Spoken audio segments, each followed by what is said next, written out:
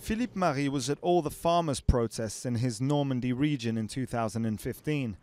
The French dairy farmer was demanding higher milk prices, but his hopes have faded. La colère a fait place au repli sur soi-même. Anger has given way to introversion, to hardships, to seclusion, and the moral hardships facing farmers today are bigger than in 2015.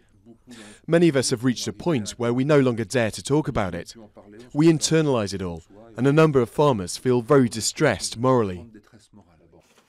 Already heavily dependent on EU subsidies, many dairy farmers have seen tumbling prices as a result of globalisation and the end of milk quotas. Recent suicide figures are hard to find, but telephone helplines for farmers say they've had their hands full. The Agri-Écoute support line says there were 3 times more calls in the first half of 2016 than the year before. I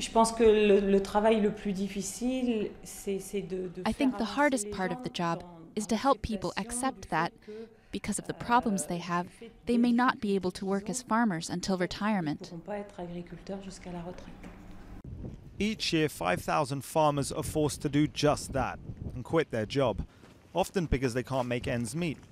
According to France's social security system for farmers, in 2015, over 30% of farmers declared monthly revenues of less than €350.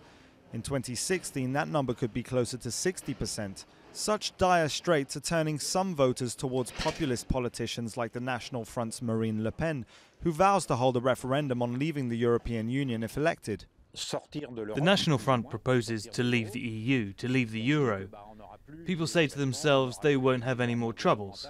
We won't have to deal with environmental standards. So there you go, that could entice some farmers.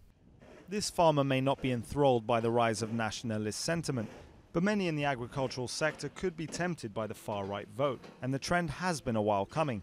At the last national elections in 2012, nearly 1 in 5 farmers voted for Marine Le Pen.